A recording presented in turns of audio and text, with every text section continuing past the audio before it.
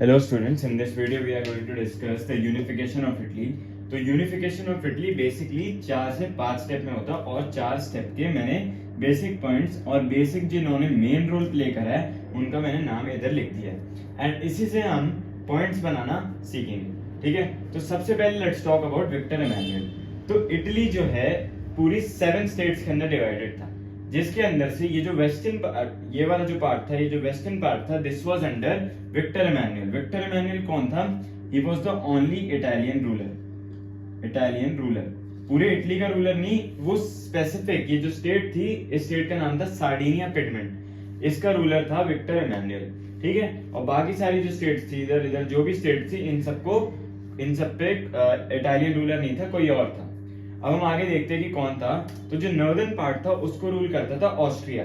और Austria rule क्यों करता था? Because in treaty of Versailles Austria को नॉर्दर्न पार्ट ऑफ इटली दे दिया था. दैट्स व्हाई ऑस्ट्रिया रूल करता था नॉर्दर्न पार्ट ऑफ इटली को.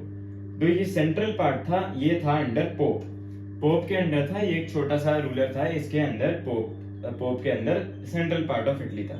देन जो लास्ट वाला पार्ट था, जो सदर्न पार्ट था, that was under bourbon king of Sicilies.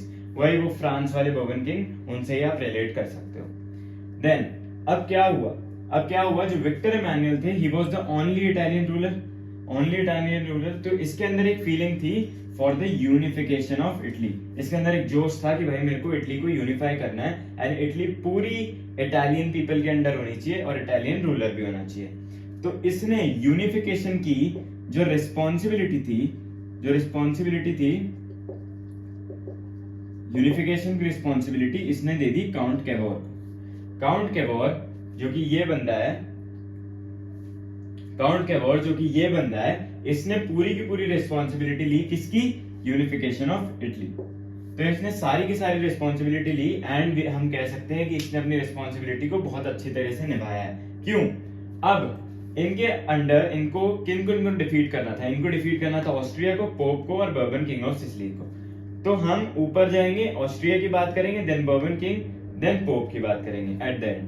Alright, so count Cavour ने क्या करा? काउंट कैवोर ने क्रिएट करी एक डिप्लोमेटिक अलायंस. विद हुम?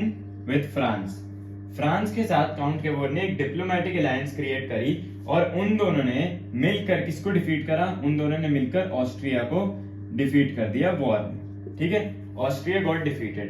अब ऑस्ट्रिया डिफीट हो गया तो हमारा फाइनली ऑस्ट्रिया वाला पार्ट ऑस्ट्रिया से हट गया था एंड ऑस्ट्रिया गॉट यूनिफाइड. अब ऑस्ट्रिया यानी कि जो नॉर्दर्न पार्ट था वो ऑस्ट्रिया के रूलर से हट गया था एंड जो नॉर्दर्न पार्ट ऑफ इटली था, ये वाला part it got unified and it was under Victor Emmanuel. Now we talk about Bourbon king of Sicilies. तो एक बंदा था, बहुत ही स्ट्रॉन्ग बंदा, जिसकी हम बात करते हैं गुस्सीप गैरिबल्दी. तो ये जो गुस्सीप गैरिबल्दी था, इसकी अपनी फ्रे था, इसकी अपनी एक आर्मी थी ऑफ थाउजेंड्स ऑफ मैन और बहुत ही बड़ी इसकी आर्मी थी.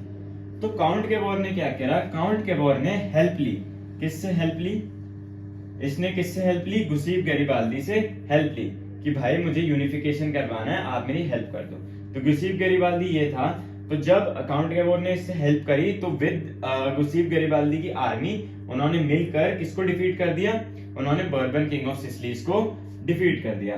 तो जो सदर्न पार्ट ऑफ इटली था, जो नीचे का पार्ट था इटली का, वो भी क्या हुआ? वो भी यूनिफाई हो गया. उसके बाद कौन बचा था? ये है बर्बन किंग ऑफ सिसिली, ये सब. ठीक है, उसके बाद क्या बचा था? पोप भाई.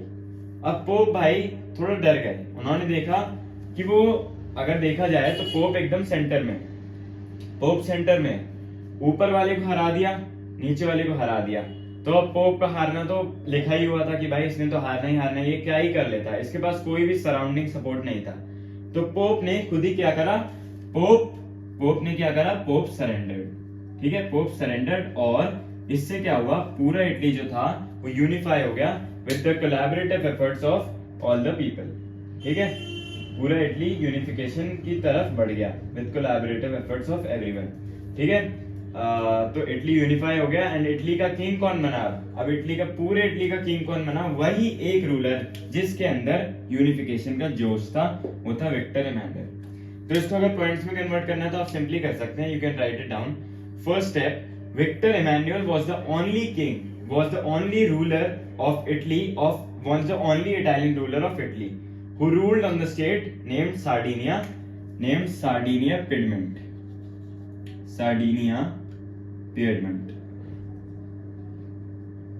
Then क्या हुआ, Victor Emmanuel gave the responsibility of unification to Count Cavour. Count Cavour became the chief minister, basically the chief minister of the unification. Now Count Cavour, after creating got into diplomatic alliance with France. उसके साथ मिलकर, France के साथ मिलकर they defeated Austria, under which the northern part of Italy was. ठीक है, Austria के under northern part of Italy था. Now third or fourth point, Count Cavour took help from Giuseppe Garibaldi, who had an army of thousands of men, and with his support they defeated who? Bourbon king of Sicily को उन्होंने defeat कर दिया. Now Pope, which was a small ruler, जो भी था, जो मैंने आपको दिखाया, ये भाई इन्होंने क्या किया, इन्होंने सरेंडर कर दिया, and finally the Italy was unified, and Italy का king कौन बना finally? Victor Emmanuel. So काफी ज्यादा easy यूनिफिकेशन है और आई होप सबको समझ आ गई हो.